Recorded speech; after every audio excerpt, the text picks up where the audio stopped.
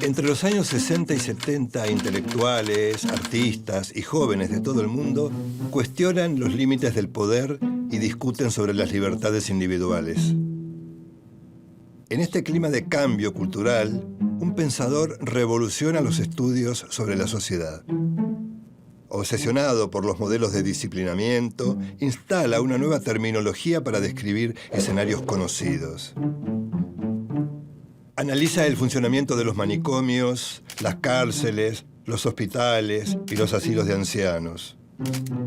Estructuras que lo llevan a redefinir los sistemas de poder instaurados y aceptados socialmente. Es así como en medio de la hoguera revolucionaria de los años 60 y 70, el filósofo francés Michel Foucault se convierte en el pensador más célebre del mundo. Modelo del intelectual versátil y polifacético, sus ideas inesperadas incomodan a la derecha y a la izquierda. A partir de Foucault es imposible mirar el mundo de la misma manera.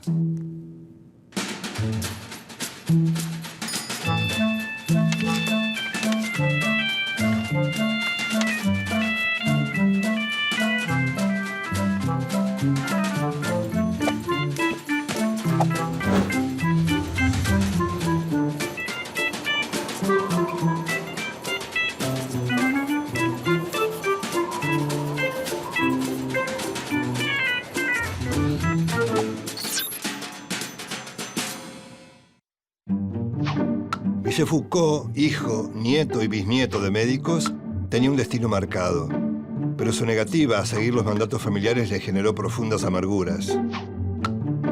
A una edad muy temprana descubrió su homosexualidad y también su profunda empatía por los seres que se mueven en los márgenes de la sociedad. Digno exponente de la modernidad, su objetivo fue iluminar las zonas de sombra de la sociedad y al mismo tiempo celebrar con alegría lo que llamó la fiesta del pensamiento. Sus estudios del sistema de poder parten del análisis de las cárceles. Foucault toma ese modelo de disciplinamiento social y lo amplía de manera inquietante a todo el espectro de los estudios sociales. Entre sus múltiples intereses, Foucault pone énfasis en la relación entre el poder y el saber. A partir del tópico saber es poder, se pregunta ¿cómo actúa el saber para articular el poder?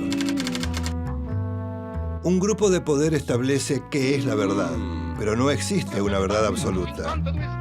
Entonces, ¿qué significa saber?, se pregunta. El saber es lo que un grupo de gente comparte y que decide qué es la verdad.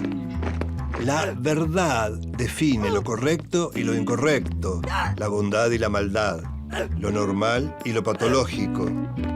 A través de esta verdad, el poder disciplinario controla la voluntad y el pensamiento en un proceso que él llama de normalización.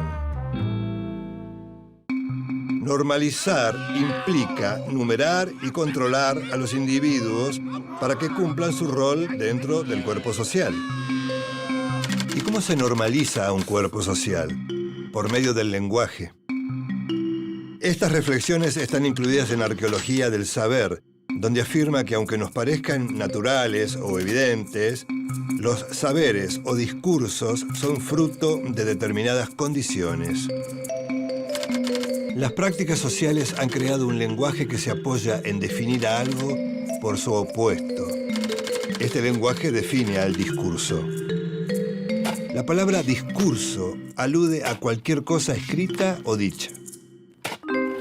Pero Foucault le da además un sentido específico. Discursos son los escritos pertenecientes a un área de saber técnico y provisto de un saber específico. Estos temas los amplió en otro de sus grandes aportes teóricos, las palabras y las cosas. El discurso sobre la locura producido por psiquiatras, psicólogos, trabajadores sociales y otros expertos define la locura como anormal. La locura es anormal, por lo tanto, define la normalidad. Que los anormales sean excluidos no significa que no sean importantes. La gente normal se ocupa de estudiar la anormalidad de manera incesante y obsesiva. A través de la anormalidad, por lo tanto, se establecen las relaciones de poder en una sociedad. La persona normal tiene poder sobre la anormal. El psicólogo define al loco, los médicos a los pacientes y los abogados son la contracara de los delincuentes. Estas reflexiones nacen en Suecia, donde vive una suerte de exilio voluntario a principios de los años 50. Allí escribe Historia de la locura en la época clásica. La locura implica la exclusión de cierta gente a través del confinamiento y el encierro. En lo que llama el Gran Confinamiento, describe que en el siglo XVIII, 1 de cada 100 parisinos fue encerrado. Locos, criminales y hasta epilépticos fueron confinados. En Vigilar y Castigar, Foucault describe los pormenores del suplicio y descuartizamiento de un condenado en 1757 en París. Ese espectáculo horroroso cambia en la modernidad democrática por una solución más civilizada, la cárcel. Foucault cree que las prisiones fascinan porque ciudadanos irreprochables pueden ejercer o permitir el encierro, el castigo y el hacinamiento, lo que él llama el mal sin límites. La sociedad no solo tolera, sino que exige que al delincuente se lo haga sufrir. El formato de las cárceles se expande luego a los asilos y los hospitales y finalmente a la institución escolar.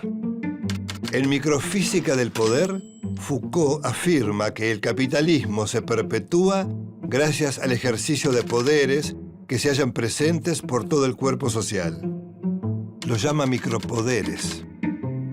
El poder no pasa por el enfrentamiento entre dominantes y dominados, como decía Marx.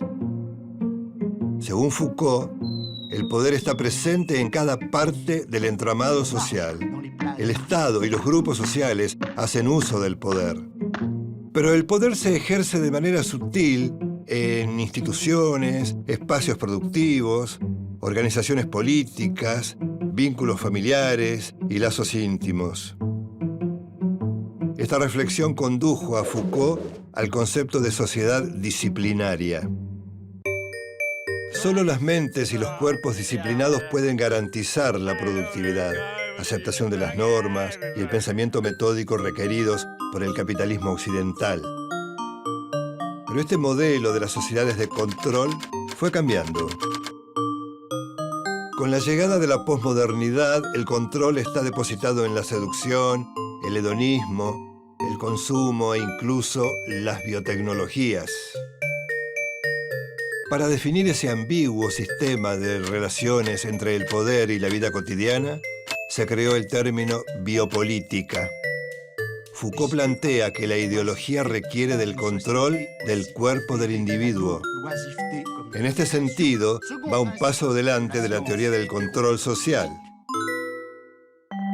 Para la sociedad capitalista, lo que importa ante todo es lo biopolítico. La función de la biopolítica es tratar de que los cerebros se autorregulen, o sea, se autocontrolen. Se podría definir a la biopolítica como la implementación de acciones políticas sobre la vida, tanto en cuerpos individuales como en poblaciones. El Estado y las teorías económicas se ocuparon en potenciar las capacidades biológicas e intelectuales de los individuos. La familia tipo y el control de la natalidad se adecuan al concepto de producción capitalista. El objetivo del biopoder, por lo tanto, es la gestión total de la vida. El sistema genera nuevas vacunas que reducen la mortalidad y prolongan la vida. La biopolítica en la expresión más pulida del capitalismo, el neoliberalismo. El mercado toma decisiones desmembradas de toda autoridad, ajustes de precios y tarifas, transferencias de dinero, redistribuciones antojadizas. En este esquema, los individuos no cumplen ningún papel.